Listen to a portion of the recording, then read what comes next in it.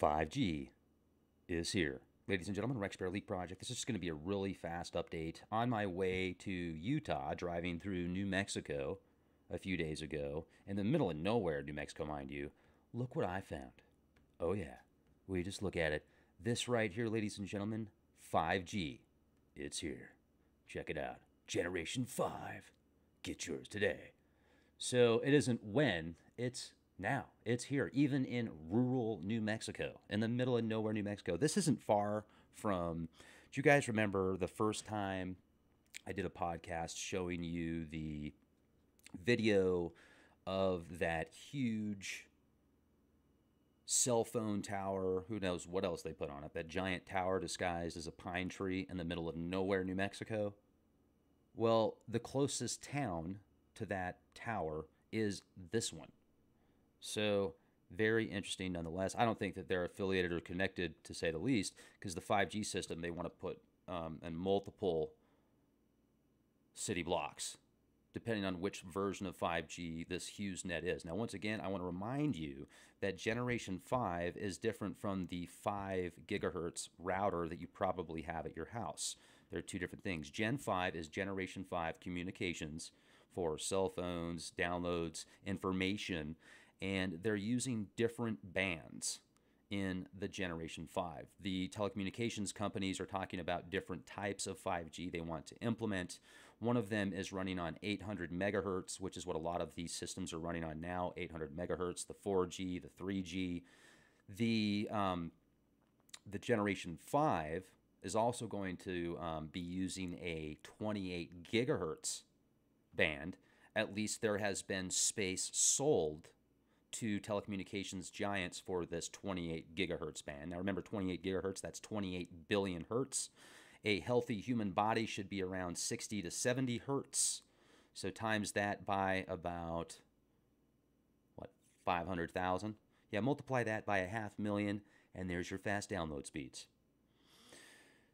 So the question next would be, I have heard down the pipeline, and I have done some research, and I remember reading about how the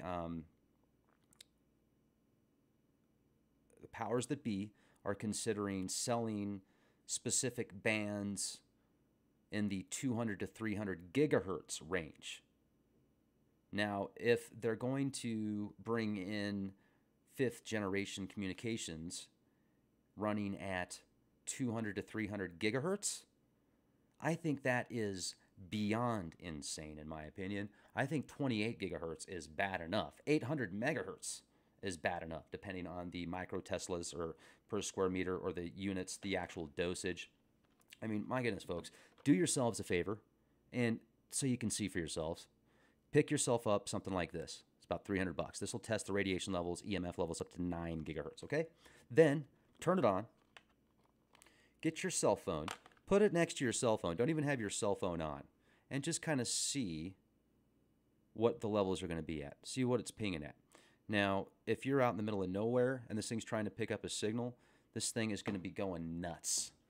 If you're in an area that's not even that far off, depending on how it's pinging, it could be going nuts. So even if you're not talking on your phone and it's in your pocket and it's not on airplane mode, it's pinging cell towers. I put this thing on airplane mode whenever I'm not talking on it, if it's in my car, if it's in my pocket, whatever. Now, if you're using a wired headset, that might be a good option for you. If you're talking on the phone a lot, some people have talked about Bluetooth. There's mixed reports on Bluetooth depending on which device you use.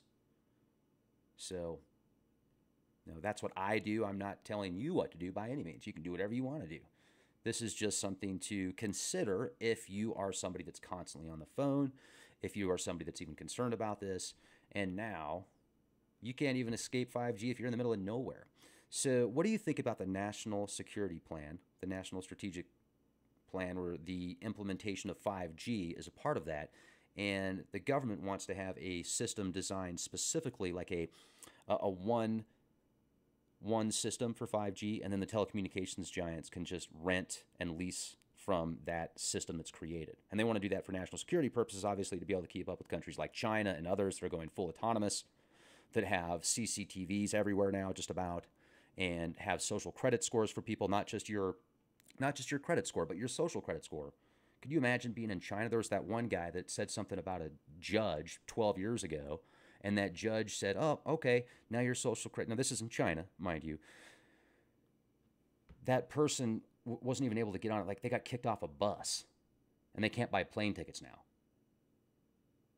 So, and you heard about the new rules in EU, the net rules in EU. Oh my goodness, talk about Orwellian nightmare, ladies and gentlemen. It is getting incredibly controlling right now. They are clamping down. The powers that be are saying, look, if we don't do something, if we don't stop this information, then people are going to know way too much. And thank goodness there's as many people that are watching the Leak Project, because many of you school me on a regular basis. So this is like the university of awesomeness, of expanding the minds, expanding the consciousness, expanding our spirits, our bodies becoming stronger mentally, physically, spiritually, and being the change that we want to see. I talked to my dad today. Man, great conversation. My dad is such a noble man. And, we don't agree politically, but certainly when it comes to many topics like the medical mafia industrial complex, we have a lot of agreements on. And he was telling me about his friends that are getting ready to retire, and they're making $90,000 a year, and they can barely pay their bills because they've got $5,000 a month that they have to pay in just health care, just for their insurance. If that doesn't create red flags for anybody, just think about that for a minute. What is wrong with this picture? And the medical mafia industrial complex, all they want to do is give you Band-Aids. They don't want to give you anything that'll heal you. They just want to give you stuff that'll keep you on their drugs. Now, once again, folks, this is my opinion, and I'm just a conspiracy theorist. But if you ever talk to a doctor and said, like, I have some dear friends that have gone to doctors before, and their doctors have said, oh, there's no way that you can be cured from that, but we can give you a drug that will help facilitate your pain and that will help you with the symptoms. But they never want to talk about healing people, or virtually never, almost never. If healthcare was really healthcare, they would offer solutions of how to heal you.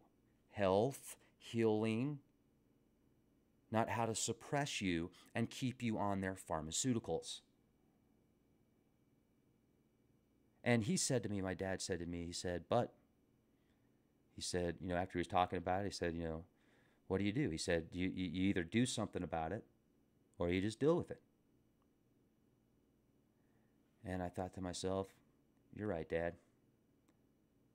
You either don't do anything about it, you let them control you, you let them manipulate you, you let them suppress you, you let them chemically induce you while you're paying for it, for a Band-Aid, or you can do something about it. You still have an option, ladies and gentlemen, to be free. You still have an option to think for yourselves. You still have an option to be you. And what are you going to do about it? I would say be kind. I would say help others, and information is, in my opinion, the best thing you can do to help people at least make a decision for themselves. Information is key. Information is power. The right information is immortal. The right information is immovable, immeasurable, infinite. Be excellent to each other. Be the change you want to see.